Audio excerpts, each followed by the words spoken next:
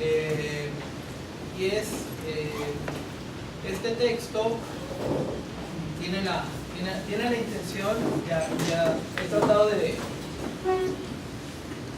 de expresarlo. Para mí la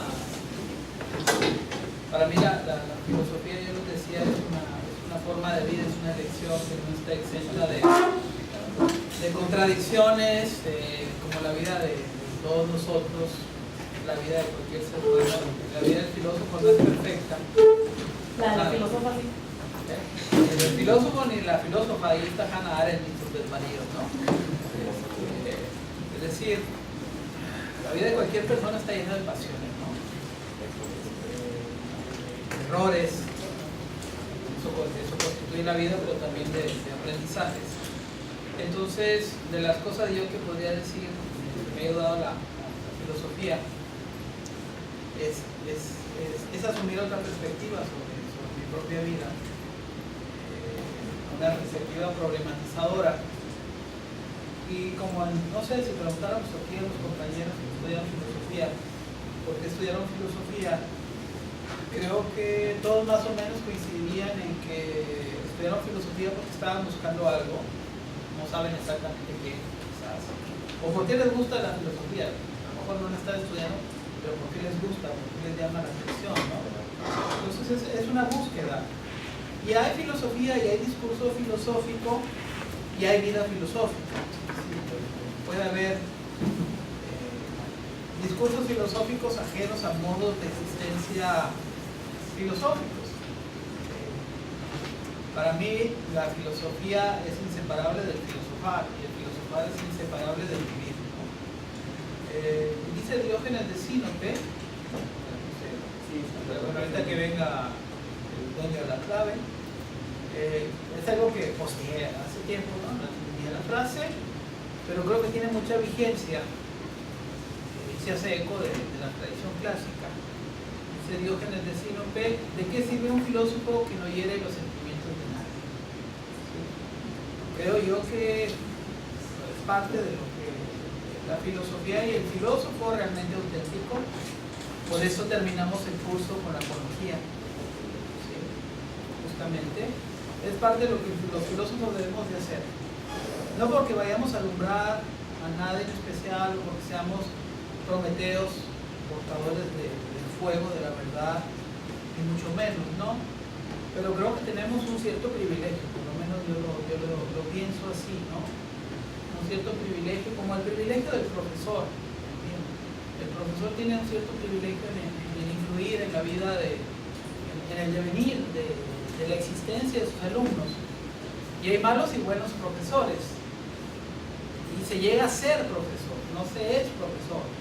Se llega a ser profesor de la mano de la propia existencia y de la reflexión. No es la mera tecné. El arte es un arte también. Ser profesor es un arte. Y ser filósofo para mí también implica una forma de arte. Por eso nuestra santa patrona, madre de la filosofía, se llama Atenea. ¿Sí? Y es la patrona también de las artes en el sentido, digamos, no de la y del pensamiento, ¿no? En el sentido de una cierta forma de creación, ¿sí? Bueno, el texto que voy a leer para cerrar la sesión de hoy se llama Filosofía y vida filosófica. Leo. En la lección inaugural de la Cátedra de Historia del Pensamiento Helenístico y Romano del Collège de France, el 18 de febrero de 1983, publicada en español como Elogio de la Filosofía Antigua, Pierre Hadot, que nace en el 22, en el siglo XXII, muere en el 2010, un gran helenista, un gran filósofo, historiador de la filosofía. Pierre Hadot destaca que la historia del pensamiento helenístico y romano no debe ser, lo cito, solamente un análisis del pensamiento, del movimiento del pensamiento o del movimiento del pensamiento en las obras filosóficas, sino, sobre todo, leo despacio, una tópica histórica que estudie la evolución del sentido de los topoi. Los topoi son los lugares, las situaciones, los momentos, los modelos que han configurado el pensamiento de Occidente en aquello que legítimamente podríamos llamar tradición filosófica. Lo explico. Entonces, para Pierre Hadot, francés, la filosofía, la verdadera filosofía, no es una historia de periodos de filosofía, ¿sí? Sino es una historia también, en cierto sentido, de las problematizaciones, de los lugares, de los modelos, de lo que se pone en cuestión cuando se hace filosofía en el devenir histórico, ¿no? Y eso es justamente lo que para Hadot configura lo que llamamos una tradición filosófica. La tradición filosófica se nutre siempre de los problemas que los sujetos enfrentan en su propia existencia. Cuando pensamos, por ejemplo, en la filosofía o en el aprendizaje de la filosofía como la mera memorización de textos, que es San Agustín, Coto de Luz, o Ockham, o lo que sea, dijeron, hicieron, y quién sabe qué, estamos quitando lo más rico de la filosofía. No se trata de aprender lugares y frases y libros, sino aprender justamente los topoi, aprender los problemas que han configurado esas tradiciones filosóficas. Si lo hiciéramos así, si entendiéramos que aprender filosofía es algo más que hacer un recorrido sobre autores, lugares, obras, sino entender justamente sistemas de pensamiento, quizás la filosofía tendría una mayor penetración y sería mucho más interesante. Quizás no sería un territorio como ajeno, extraviado para muchos, ¿no? Quizás no sería algo aburrido y patético como puede llegar a ser la experiencia de un bachiller en su primer encuentro fugaz con la filosofía.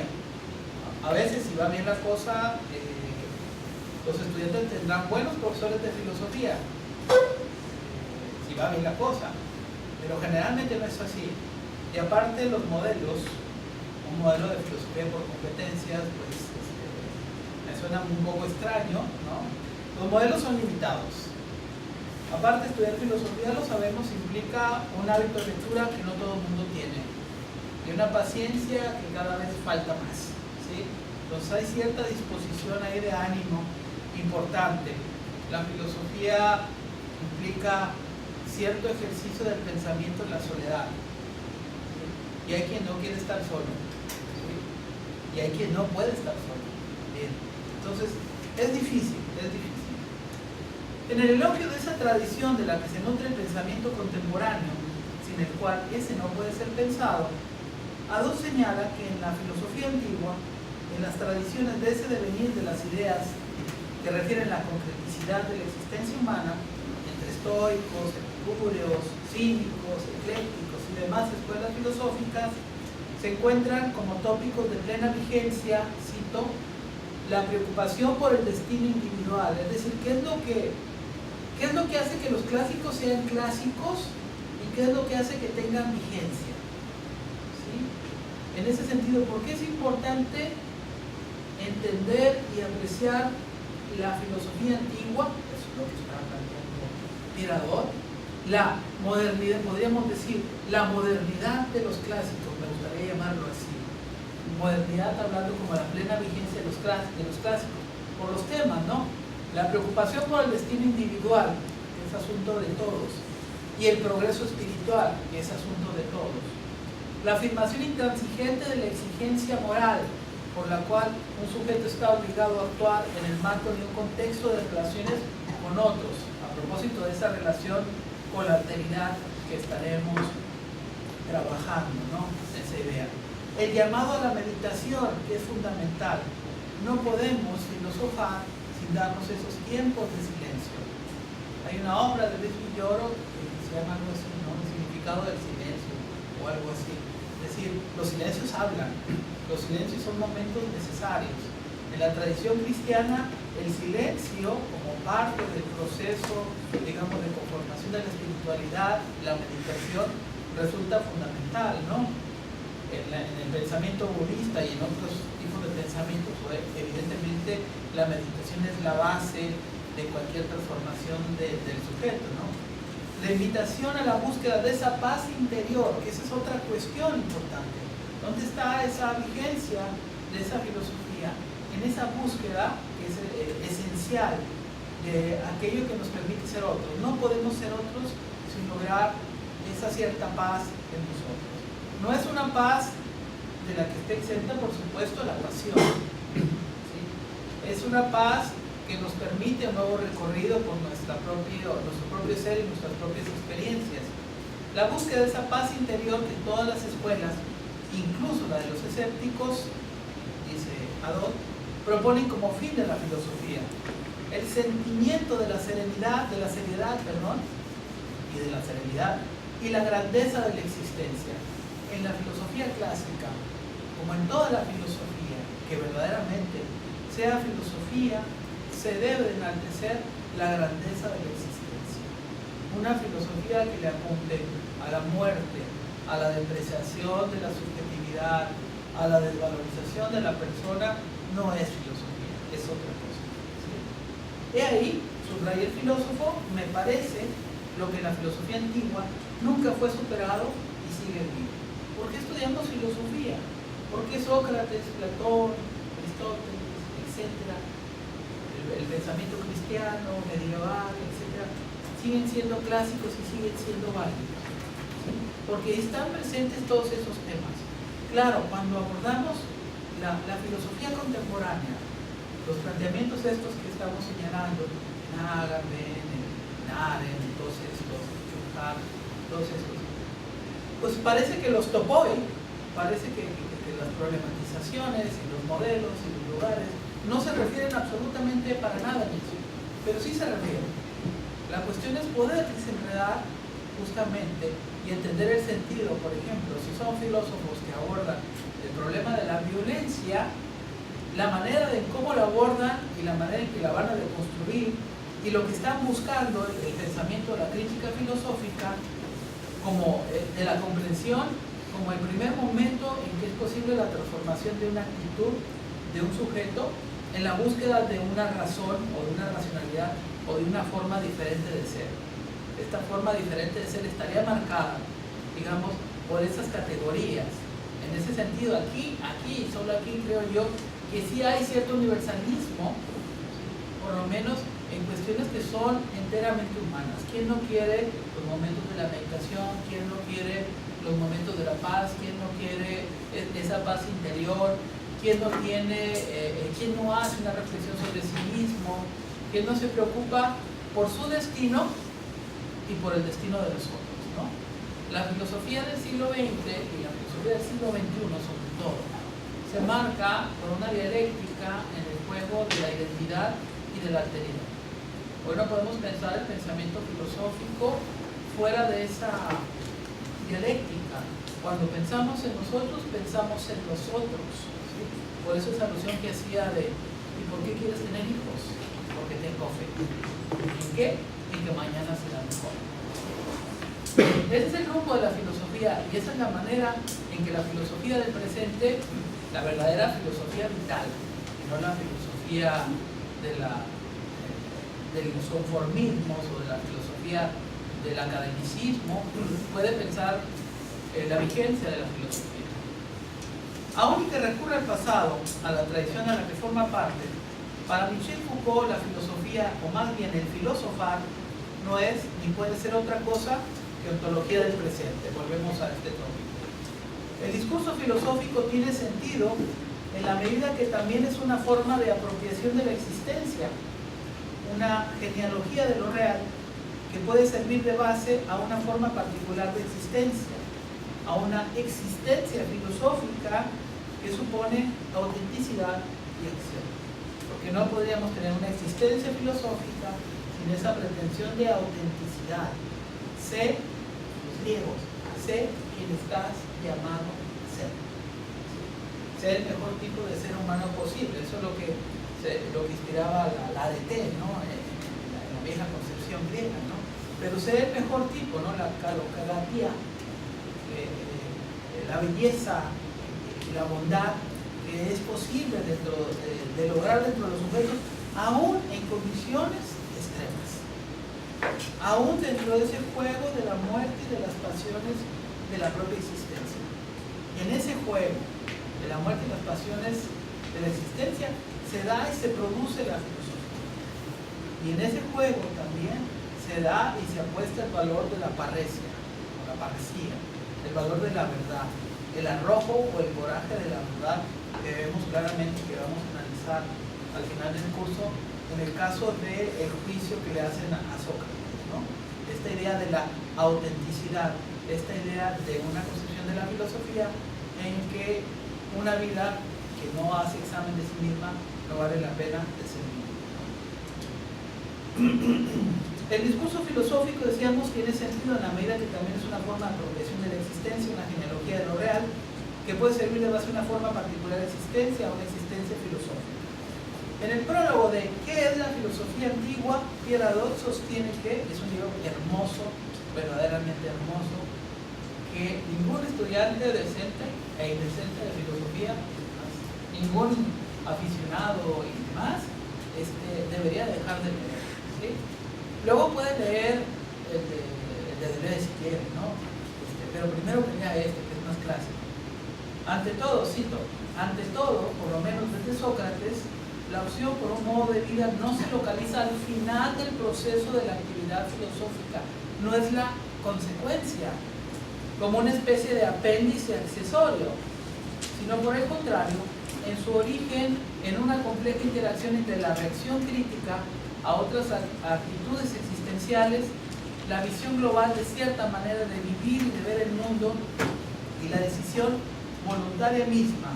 Y esta opción determina, pues, hasta cierto punto la doctrina misma y el modo de enseñanza de esta doctrina. Cuando Hadot dice doctrina, no lo va a decir en este sentido de lo que la palabra dogma, ¿sí?, pudiera significar, doctrina fija, ¿sí? La doctrina filosófica, porque luego el término se resignifica, se recategoriza en la tradición cristiana. La doctrina son una serie de principios que tienen un fundamento, que también son cuestionables en sí mismos, ¿no? ¿Sí? Porque suponen este principio también que ya señaló Hadot, la voluntad. Es como, la filosofía es como bailar.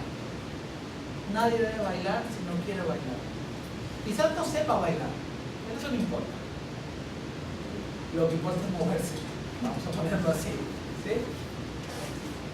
El discurso filosófico se origina, por tanto, en una elección de vida y en una opción existencial y no a la inversa, ¿sí? Por otra parte, continúa Hadot, y sobre todo en la filosofía antigua, esta decisión y esta elección, ojo, otro principio, esta decisión y esta elección jamás se hacen en la soledad. O sea, un sujeto no dice, yo voy a ser así, porque yo solito, yo me hice solo, ¿no? No hay historia de la genialidad filosófica, no aplica la teoría de Inside, no es así la cosa, ¿no? La filosofía se da en comunidad. Ese es otro rasgo. Estamos acostumbrados a ver la filosofía como la historia de las genialidades filosóficas de tipos iluminados, como Sócrates, como Platón, como Heráclito, como, en fin, ¿no? Hasta el superpoderoso Heidegger, ¿sí?, pasando por el dinámico Hegel, etcétera, etcétera, ¿no? Pero no es así la cosa, ¿no? La filosofía se da en el marco de tradiciones y en el marco de comunidades. La filosofía es una actividad política. Recordemos esto. Yo sé que en los procesos de formación y en esta facultad y en este colegio de filosofía se ignora el fundamento político del pensamiento filosófico. O sea, si no se le ignora, se le minimiza. Como si la polis no tuviera nada que decir respecto a lo que Platón opina sobre tal o cual cosa, o a la actitud que tiene sobre esta cosa o esta otra, o sobre la elección de Sócrates de beber la cicuta antes de que no obedecer la ley, por ejemplo, ¿no? ¿Sí? Es decir, ¿por qué? Porque se trata de establecer una distinción. La filosofía se dice, no es ideología, caramba, ¿sí? La filosofía es ideología, dependiendo cómo entendamos la palabra. La ideología no siempre va a ser o va a significar la falsa conciencia. Una cosa es que la filosofía se haya decantado por separar la verdad y la mentira, y otra cosa es que no forma parte de ese conjunto de ideas que ahí están. Sigo.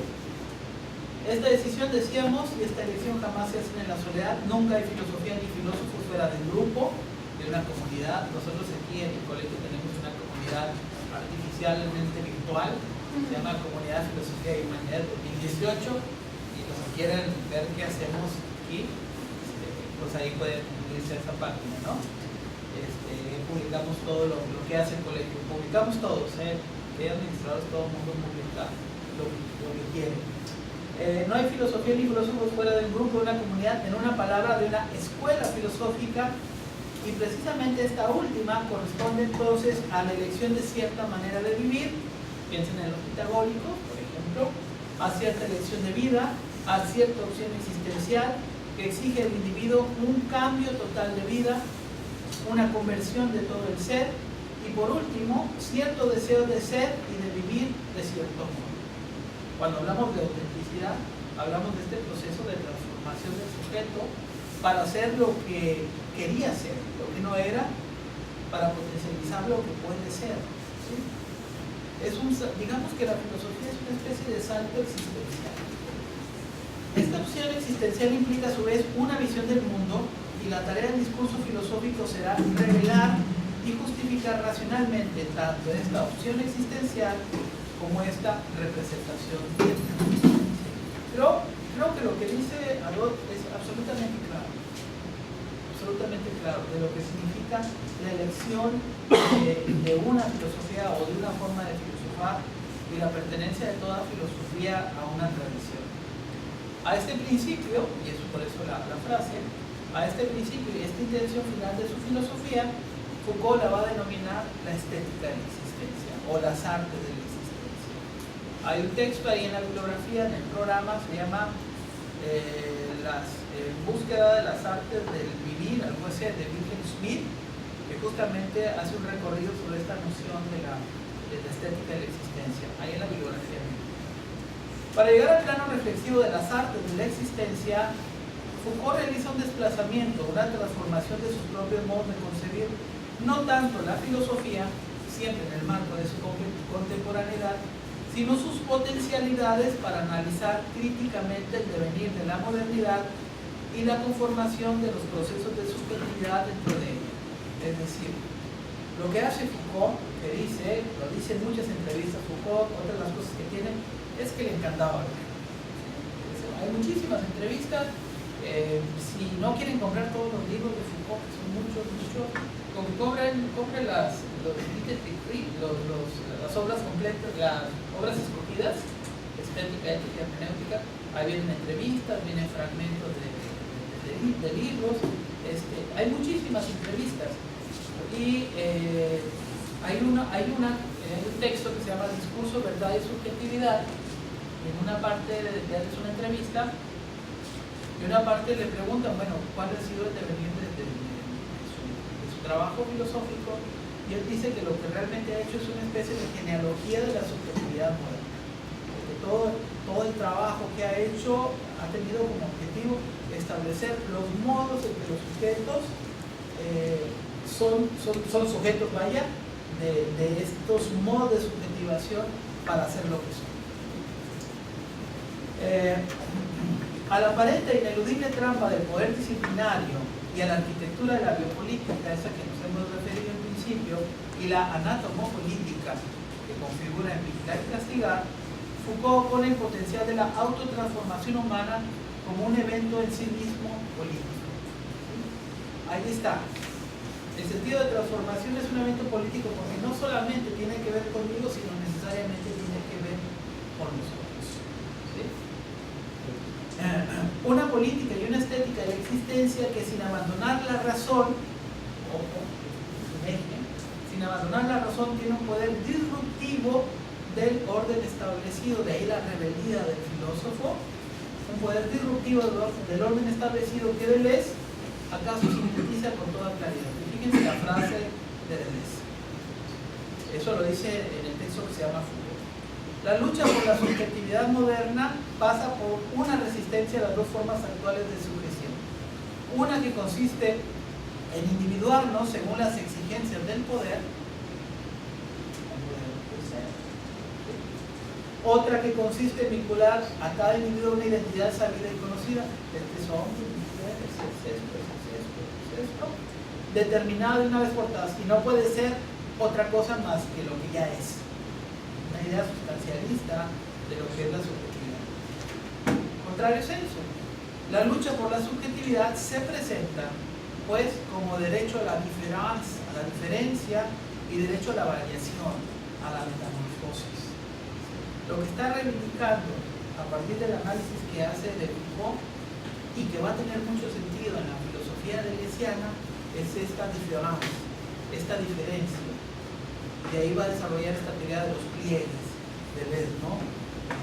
Y de los espacios y de las fugas. Hay ciertas palabras clave en el lenguaje deleuziano de un curso que dentro de 20 años daré, cuando aprenda a leer bien. Pero justamente es eso, ¿no? Cómo transformar estas líneas de fuga, estos pequeños espacios de libertad, en espacios de una reconfiguración de la subjetividad. Y cómo reivindicar ese derecho a la transformación que en medio de la actuación de estos dispositivos biopolíticos va configurando al sujeto a esta identidad conocida, a esta arquitectura de la razón, a esta referencialidad del cuerpo y de la identidad sexual y de la identidad ideológica y de todo esto, ¿no? Para Foucault, pensarse es entenderse en una relación de poderes.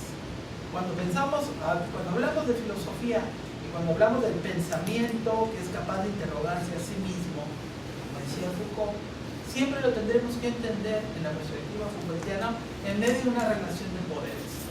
En medio de una relación de poderes que puede ser estratégica. Estratégica, como por ejemplo, lo que podríamos derivar del planteamiento crítico que se hace a partir de la dialéctica del amo y el esclavo de Hegel. ¿Sí? No hay, lo sintetizo así, no hay amo sin esclavo. Una vez que el esclavo tiene la conciencia de la necesidad de su autotransformación, de la liberación de su sujeción, diríamos kantianamente, es necesaria también la transformación de la idea del amo. ¿Sí? Es necesaria, la liberación es un momento dual, eso es lo que estoy explicando. ¿Sí? ¿Por qué? Porque si solamente pensamos la liberación de una parte, es decir, la liberación de la humanidad. Perdón por esta digresión, no estaba en el guión. La liberación de la humanidad no implica la liberación de una parte de la humanidad, implica la liberación de toda la humanidad. En este sentido que hablamos del dispositivo, de la conformación de las subjetividades, de las relaciones que tenemos con nosotros, la liberación no es solamente un momento de una revolución política o armada, sino es una revolución de la transformación de la conciencia. ¿Sí? La liberación, la verdadera liberación o la verdadera libertad será ese momento en que dos se liberan y no solo uno. Porque cuando solamente uno se libera, perpetúa, invierte, como ha sucedido en las utopías que han configurado los sistemas políticos, solamente invierte el dominio del que antes se era presa. ¿Sí? También esto configura un modo de entender la política, por ejemplo, ¿no? ¿Sí? Ahí, doctor, igual más para, sí, como comentario duda, de esta liberación, o sea, la liberación del esclavo, en este caso, o sea, implica también una ruptura o un cuestionamiento desde el amo, lo que más o menos creo que viene diciendo, más o menos tergiversado. Nomás como comentario duda, o sea, entonces por este caso, sino tanto el amo tiene que tener una transformación de su pensamiento como el esclavo. El esclavo tiene una conciencia de su condición, ¿sí? pero no solamente basta la conciencia de su condición y la necesidad de la rebelión y el fin de la sujeción, ¿no? El esclavo no se va a liberar para convertirse en el amo, no debería liberarse para convertirse en el amo, y el amo no debería permanecer en el bando de los derrotados, sino transformarse a sí mismo también, ¿no? Puede sonar muy romántico, de hecho, ¿no? Sí. El asunto, pero incluso este principio de alguna manera lo trabaja Gandhi, lo entiende así, ¿no? La libertad no puede florecer ahí donde se mantiene un esquema de dominación. Pues este sistema dual por ejemplo, en este caso dos actores, ¿no? O lo que menciona, sí, todo un sistema dual, dos actores, el amo y el esclavo, tanto tiene que haber esta transformación por parte no nada más del amo, porque luego también, bueno, creo... Es una superación crítica, en el caso de Hegel es una superación crítica de ese momento, ¿no? Tesis, antítesis, síntesis, que tiene que configurar un nuevo orden, ¿no? Un paso de una transformación de la conciencia a un nuevo orden que implicaría en el caso de Hegel una forma superior de la racionalidad, ¿sí? Esta forma superior de la racionalidad implicaría un nuevo tipo de relación, porque es como, por ejemplo, para ponerlo a nivel de cancha, ¿no? El problema de la existencia de la pobreza endémica en México. ¿La pobreza qué? De la pobreza endémica en México, o sea, la enorme cantidad de pobreza y los efectos que genera, toda proporción guardada en mi comentario, ¿no? Es decir, esa pobreza endémica no le conviene a nadie, no le conviene ni siquiera al amo, es decir, al dueño del capital. Esa es la lógica del reformismo López Obradoriano, ¿sí? Es decir, no es para la superación, tampoco estoy diciendo esto, ¿sí? Pero estoy diciendo que en ese juego perverso de las relaciones pierden los dos y que es necesario otro momento, ¿sí? Donde se redefinan esas relaciones. Claro, esto es solamente una lucha, dirían, y los zapatistas dirían, pues esto es reformismo puro, una lucha dentro de las grandes luchas por la liberación del hombre en el orden capitalista neoliberal, sí. ¿no? ¿Sí? Pero en todo caso se va a aclarar un poquito más adelante cuando yo hable de la micropolítica y las microresistencias. ¿Sí? Sí. Bueno, es que también en relación con esto, ¿no? Del amo y el esclavo siempre nos dicen, ¿no? Que cualquier transformación social o un proceso revolucionario parte de los oprimidos, ¿no? La teoría de clases feminista, tradicional, ¿no? sí. Que es una lucha de mujeres por mujeres para mujeres. Entonces, sí es eso, ¿no? Cómo se da esta relación. Si los oprimidos son quienes, a fin de cuentas, experimentan más el proceso, ¿no? El dominado más que el dominante. Se sienten Sí, más bueno, dominados. igual no sé qué tanto esté ahí tergiversando o mal tergiversando. También recuerdo también los conceptos del amo. Luego nace este amo bueno o el amo malo. Yo me acuerdo, tal vez no sé si lo leí con Oscar Wilde, el hombre bajo la sombra del socialismo. No sé si hay ambos buenos, ¿no? Pero era, no sé qué tanto era ejemplificarlo desde la guerra civil estadounidense, de cuando, bueno, estaban estos amos buenos que empiezan, dices, bueno, necesito los esclavos negros, vamos a tratarlos de otra manera y mi amo es esclavo bueno, ¿no? No obstante, para que este proceso histórico se dé la guerra civil estadounidense... Generó simpatía, pero no libertad. Ajá, sí. O generó nuevas formas de dependencia, ¿no? Dentro de esa también hay un eje de racionalidad pragmática ahí, ¿no? O sea, yo te libero a ti, caso de la guerra civil estadounidense, te libero a ti, pero no creas que por mi motivo humanitario, te libero a ti porque me conviene más en términos del desarrollo de la economía capitalista, que tú seas libre a que tú seas esclavo, ¿sí? Pero no te libero porque yo quiero que tú estés a la par de los derechos civiles que yo he reivindicado para mi ser blanco, ¿sí? Mucho menos si hablamos de los indígenas sí, de los pueblos originarios sí. estadounidenses, ¿no? Que esos son bueno. aniquilados propiamente, ¿no? Pero en el caso del enorme peso, bueno, eso los historiadores no saben más que uno, ¿no? Del enorme peso, la enorme importancia que tenía la mano de obra negra en el proceso de transformación económica de Estados Unidos, era lo más conveniente. Claro, era lo más conveniente para un sector de la burguesía estadounidense, ¿no? Sí. Ahí hay otra explicación por ahí. Pero yéndonos a esta idea, ¿no? digamos, de trascendentalidad, digamos, la idea de la libertad tiene que ser la idea de la libertad de todos o de la libertad de nadie, ¿sí? Por ahí hay quizás algún fundamento axiológico del planteamiento zapatista, ¿no? Para nosotros nada, para algo así, ¿no? Para nosotros nada, para ellos, el futuro, las futuras generaciones. para ellos todo, ¿no? Que es parte de esta... Algo así dice, ¿no? Sí, claro, sí, de otra nuestra guerra no es para esta guerra no es para este nosotros, presente, sino es para el futuro de la humanidad, futuro. ¿no? Un poco por ahí, ¿no? Guerra sui generis y todo lo que usted quiera, ¿no? Que no crear en este... Pero dentro de esa lógica de sus movimientos. Ahora, lo que estamos diciendo, bueno, ¿cómo podemos transformar la subjetividad? El ejemplo que daba, perdón, ¿tu nombre? Daniela. Daniela. Por ejemplo, del feminismo, ¿no? O sea, si pensamos el feminismo, perdón por ese terreno escabroso que acabo de hablar, como solamente una lucha exclusiva de mujeres para mujeres y hecha por mujeres, entonces estamos eliminando el 50% del asunto, ¿no? Es decir, igual en el caso de las masculinidades, ¿no? O sea, tienes que integrar a nosotros, ¿sí? Para poder transformarlo. Pero este es un proceso, también todos los procesos históricos son procesos tardados, ¿sí?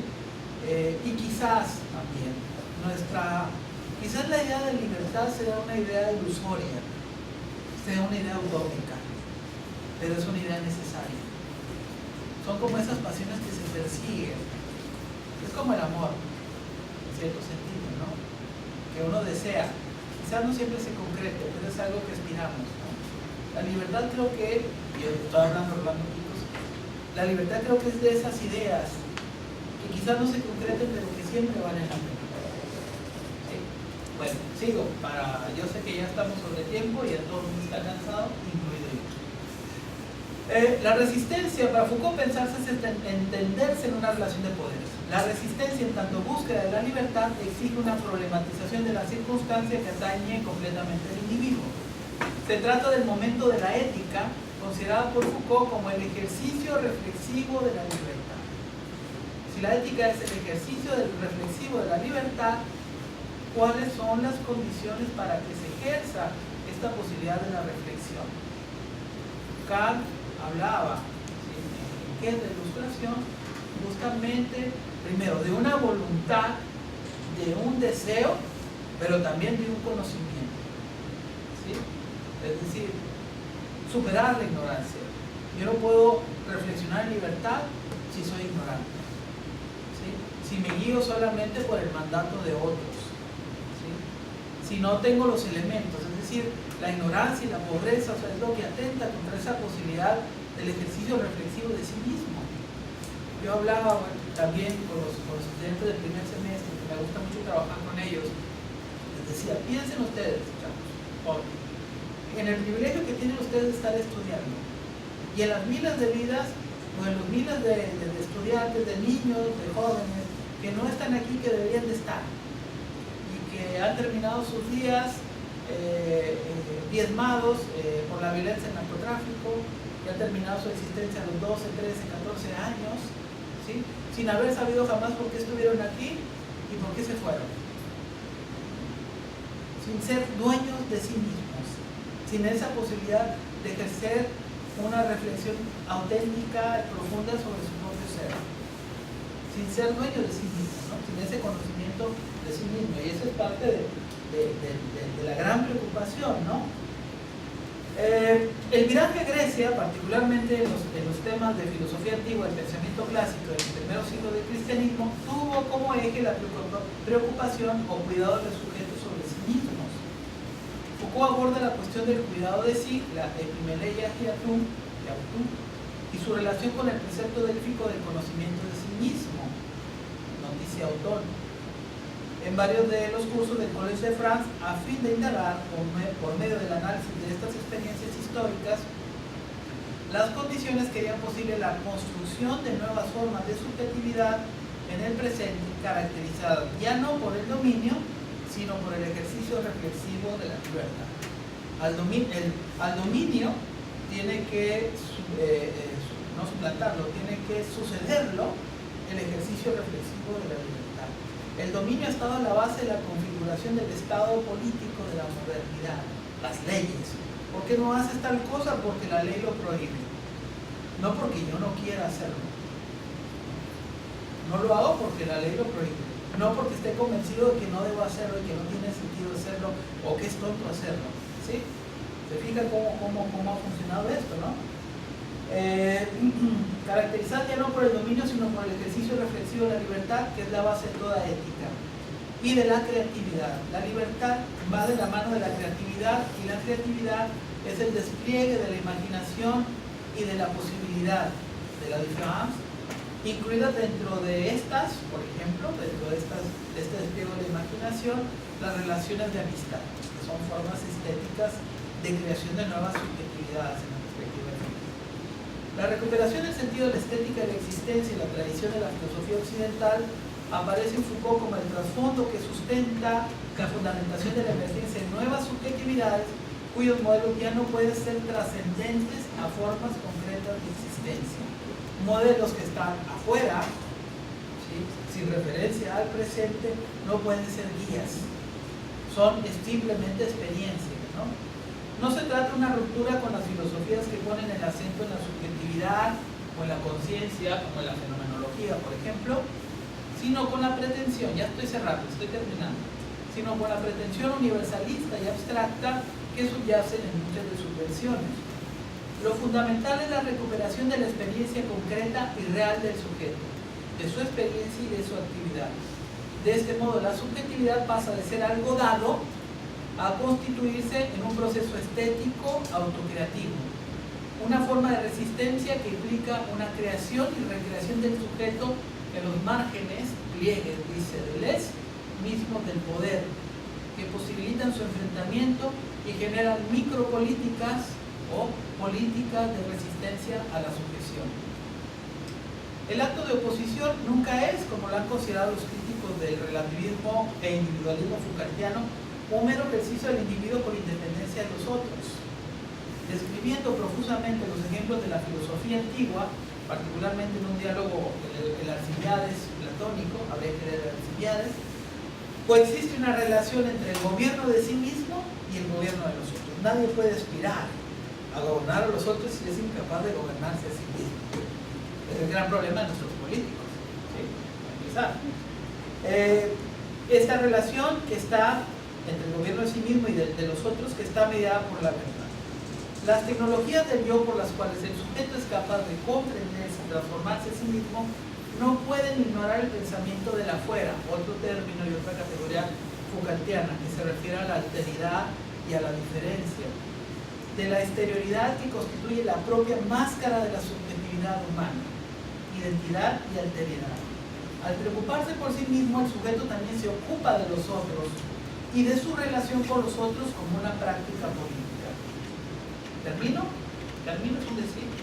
La libertad es en sí misma, dice Foucault, por tanto política, y además conlleva también un modelo político, en la medida en que ser libre significa no ser esclavo de sí mismo y de sus apetitos, lo que implica que se establece consigo mismo cierta relación de dominio.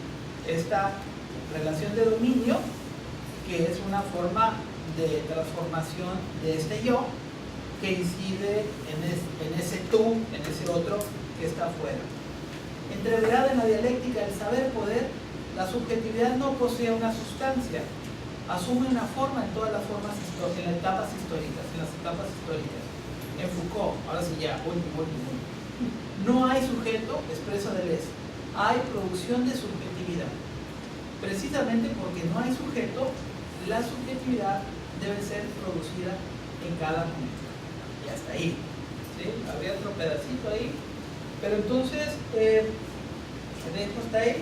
Ya, igual la mayoría de los textos yo los subiré, son de uso libre siempre que citen la fuente.